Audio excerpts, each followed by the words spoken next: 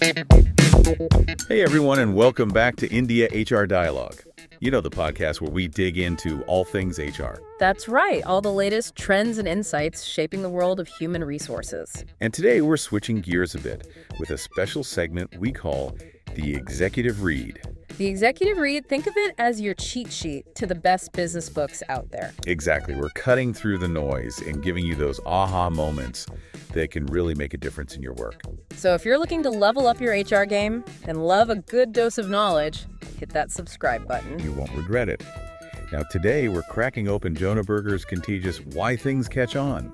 This book is a fascinating exploration of why some things, ideas, products, behaviors just take off. While others, they just kind of fizzle out. Exactly. It's like that viral marketing campaign that everyone's talking about, or that social movement that seems to appear out of nowhere. Berger breaks down the science behind what makes things go viral and gives us a framework for making anything. From your company's employer brand to a new HR initiative more contagious. Right. And he starts by talking about something we all know and love, word-of-mouth marketing. And he makes a really strong case for it, arguing that it's not just effective, it's way more impactful. Than traditional advertising, would you believe that word-of-mouth drives something like 20 to 50%? Of all purchasing decisions, it's huge. It's huge, and it makes sense, right? I mean, think about it. We're bombarded with ads constantly. But when a family member or even someone we follow online recommends something, we're way more likely to take notice. It's all about trust, authenticity, that feeling like you're in the know. Exactly. It's like when a colleague tells you about this amazing new productivity tool. And it completely changes your workflow. You're not just adopting the tool, you're buying into their experience. And benefiting from their trust. Exactly. Berger argues that word-of-mouth recommendations carry a weight that traditional advertising can't replicate. It's that human connection that makes all the difference. Now, the core of the book lies in what Berger calls the STEP PS framework. STEP PS. It's an acronym for the 6 key principles that drive contagiousness. Social currency, triggers emotion, public practical value, and stories. And what's interesting is that you don't need all 6 to be present for something to go viral. It's more like a toolkit. You pick and choose the principles that best suit your goals. And your target audience. So let's start with social currency. What does that even mean? Well, think about it this way. We all want to feel like we're in the know. Like we have access to information or experiences that make us look good, feel smart. We're part of something exclusive. It's that feeling you get when you discover a hidden gem of a restaurant before it becomes the hottest spot in town. Or when you're an early adopter of a new social media platform and everyone's trying to get an invite. Sharing those experiences makes us feel like insiders, and that feeling is contagious. People want to be part of the in crowd. They want to know what's cool, what's trending. Berger gives this great example, the $100 cheesesteak at Barclay Prime in Philadelphia. $100 cheesesteak.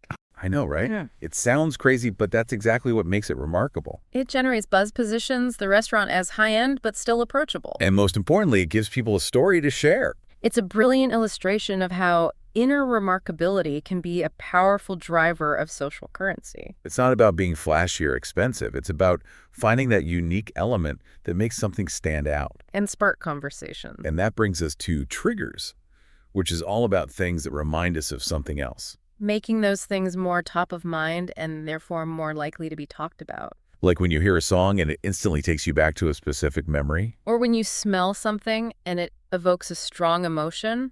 Those are triggers at work. They tap into our subconscious associations and influence our thoughts and behaviors without us even realizing it. It's fascinating, really, how our brains work. A classic example Berger uses is Rebecca Black's song Friday. Remember that one? Oh, yeah. I try to forget it. It wasn't exactly a musical masterpiece, but it had a powerful trigger the day of the week. Every Friday, people were reminded of the song whether they wanted to be or not. Leading to its massive, albeit ironic, viral spread. It's a reminder that strategically aligning your message or product with relevant triggers in your target audience's environment is key. If you're trying to promote a new employee wellness program, maybe tie it into Monday morning emails. Or pre-meeting chats, make it top of mind for your workforce. Exactly. And you know what else is really powerful when it comes to getting people talking? Emotion. Oh, absolutely. We're far more likely to share something that evokes a strong emotional response in us. Whether it's joy, inspiration, humor, or even anger. It's true. Strong emotions make us want to connect with others and share our experiences. But Berger points out that not all emotions are created equal when it comes to sharing. Positive emotions like awe, excitement, and amusement tend to increase sharing. While negative emotions like sadness or anger can sometimes have the opposite effect. It's all about understanding how specific emotions might influence social transmission. A great example is Dove's evolution video. Remember that one? Oh yeah, that was a powerful one. It tackled the issue of unrealistic beauty standards in media and tapped into a range of emotions. Anger, frustration, but also hope and a desire for change. It sparked conversations about body image, self-esteem, and ultimately benefited Dove. By aligning the brand with a socially relevant cause. It's a reminder that emotion, when used authentically and strategically, can be an incredible driver of engagement. And sharing if you're passionate about creating a more inclusive and equitable workplace. Tapping into those emotions can be a powerful way to rally support and inspire action. Now, if you're finding these insights valuable and want to delve deeper into Berger's framework, We highly recommend checking out Contagious.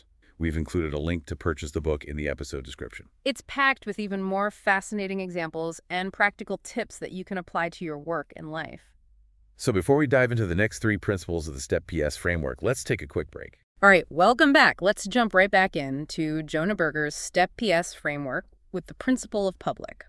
You know, it's funny how just seeing other people doing something can make you want to do it too. Oh, absolutely. It's like that long line outside a restaurant. You can't help but wonder what all the fuss is about. Right. Or when you're at a conference and everyone's using a particular app, you're like, maybe I should check that out.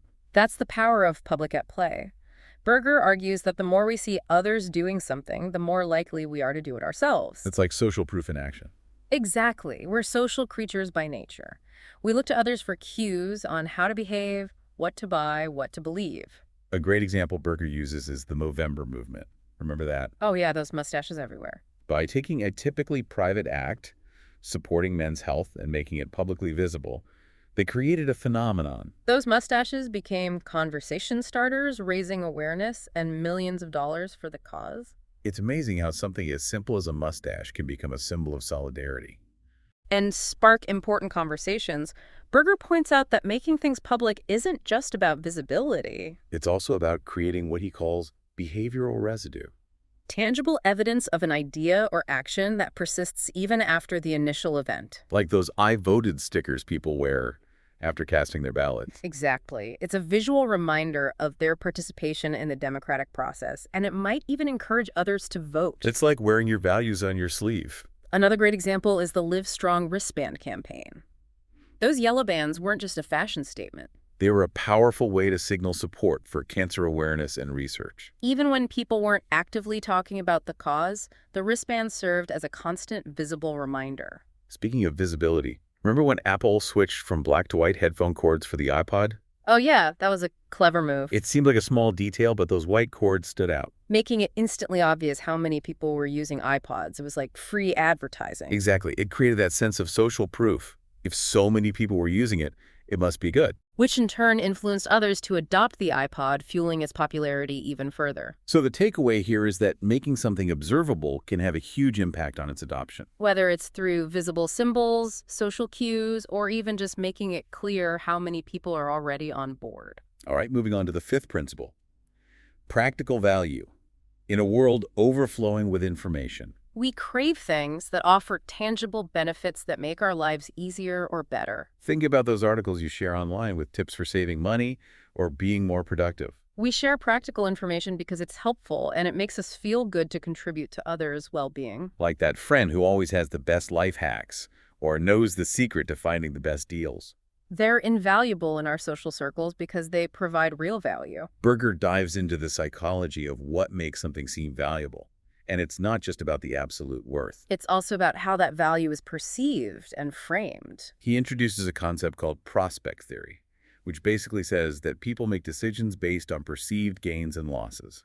Rather than absolute outcomes. So a discount of $10 on a $20 item feels much more significant than the same discount on a $200 item. even though you're saving the same amount of money. It's all about perception. This is a powerful insight for HR professionals when designing benefits packages or communicating compensation changes. Understanding how employees perceive value can be crucial for maximizing satisfaction and engagement. Absolutely. You need to frame things in a way that resonates with your employees and highlights the tangible benefits. Berger also talks about incredible value-making deals or opportunities seems so good. That people feel compelled to share them with others. Like those limited-time offers or exclusive discounts that create a sense of urgency and scarcity. They tap into our fear of missing out, making us more likely to act and spread the word. Remember the McRib sandwich? Oh, yeah, the elusive McRib. When it was a limited-time offer available only at certain locations, demand went through the roof. People even created websites to track it down.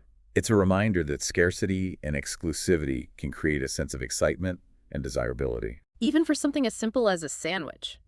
Imagine applying those principles to employee recognition programs or professional development opportunities. By creating a sense of exclusivity or highlighting the limited availability of certain programs, You can increase their perceived value and encourage employees to take advantage of them. Berger also emphasizes the power of packaging expertise into valuable, shareable content. So instead of just talking about how great your company is, Create content that actually helps people solve problems or learn new skills. like short videos or articles offering practical tips for navigating challenging workplace situations. For developing essential leadership skills. By sharing this valuable information, you're positioning your company as a thought leader in the HR space. And you're creating content that employees will naturally want to share with their networks. It's a win-win. You're providing valuable resources for your employees while also subtly promoting your company's expertise and employer brand.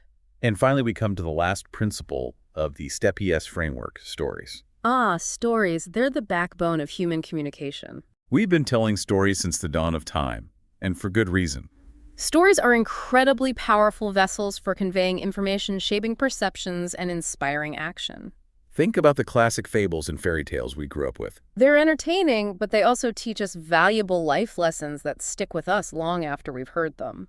Stories tap into our emotions, spark our imaginations, and allow us to experience things vicariously. Making them far more engaging and memorable than dry facts or statistics. Berger emphasizes that the best stories are those that seamlessly weave the product or idea into the narrative itself. It's not about tacking on a sales pitch at the end. It's about making the brand or message an integral part of the story. He contrasts the Subway Jared campaign. Remember that one? Yeah, the guy who lost a ton of weight eating Subway. It was a story focused on one man's weight loss journey, Yeah. but it subtly but effectively promoted Subway's healthy options. Right, whereas Evian's Roller Babies video, while adorable and viral, didn't translate into increased sales. Because the babies had nothing to do with bottled water. It's a reminder that virality for virality's sake is meaningless. The story needs to be carefully crafted to align with your message. And resonate with your target audience. Like those panda cheese commercials from Egypt. The ones with the guy in the panda suit? Exactly. Mhm. They're funny, surprising, and highly shareable. But they're also incredibly effective at promoting panda cheese because the brand mascot is central to the story. It's a brilliant example of how to seamlessly weave a brand into a narrative. Making it both memorable and impactful, Berger also talks about how stories can be used to simplify complex information and make it more relatable. He gives the example of a man who lost a significant amount of weight thanks to Land's End. Wait, how did he lose weight because of Land's End? They sell clothes, not diet plans. Exactly. The man's story wasn't about weight loss per se, it was about exceptional customer service. Okay, I'm intrigued. He had bought a winter coat from Land's End, but it wasn't warm enough. He contacted customer service, and they went above and beyond to help him. Wow, that's great customer service. They even sent him a new coat, free of charge. The man was so impressed that he started telling everyone about his experience. So it wasn't really about the code, it was about the company's commitment to customer satisfaction. Exactly. The story, while seemingly unrelated to weight loss, actually contained a hidden message. Land's End is a company that goes the extra mile for its customers. It's a company you can trust. And that message resonated with people. It's a perfect example of how stories can carry hidden messages and shape perceptions in subtle but profound ways. So if we apply this to HR, think about the stories you share within your organization. Do they reinforce your company's values? Do they celebrate employee achievements and contributions? Stories can be a powerful tool for building a strong company culture and fostering a sense of community, They can make your company's mission and values come alive. and inspire employees to connect with each other and with the bigger picture. And that brings us to the end of our deep dive into Jonah Berger's Contagious, a book that I think can really change the way you think about communication, marketing, social change. For sure. And it's especially relevant for us HR folks, right? Absolutely. Always looking for ways to engage employees, build that strong employer brand. Create that, contagious company culture. Exactly. So before we wrap up, let's do a quick recap of those 6 key principles. The STEP PS framework. Yeah. Okay, so to make your ideas stick, to make them contagious, remember. Leverage that social currency. Think about those triggers. Evoke emotion. Make it public. Highlight the practical value. And tell those compelling stories. And remember, you don't need to use all 6 in every single situation. Right, it's about choosing the right tools for the job. Exactly. Tailor it to your goals and your audience. So to help you get started, we've got 3 key takeaways for you. All right, hit us with number 1. Number 1, figure out what makes your idea or product stand out. What makes it remarkable. Find that inner remarkability, that thing that makes people want to talk about it. Number 2, think about those triggers. What everyday cues or events can you link your idea to? How can you make it more top of mind for your audience? And finally, number 3, tell a story. Weave your message into a narrative that people will want to share. Stories are powerful. They can inspire, educate, persuade. Way more effectively than just dry facts and figures. If you can get people feeling something, they're more likely to take action. So by consciously using these principles in your work, in your life, You can increase the chances of your ideas catching on and making a real impact. and if you want to dive deeper into all of this, we highly recommend checking out the book itself. Contagious: Why Things Catch On by Jonah Berger. You'll find a link to purchase it in the episode description. And of course, don't forget to subscribe to India HR Dialogue for more insightful deep dives into the world of business and HR. We're here to help you navigate this ever-changing landscape and give you the tools you need to succeed. Thanks for joining us on The Executive Read. See you next time.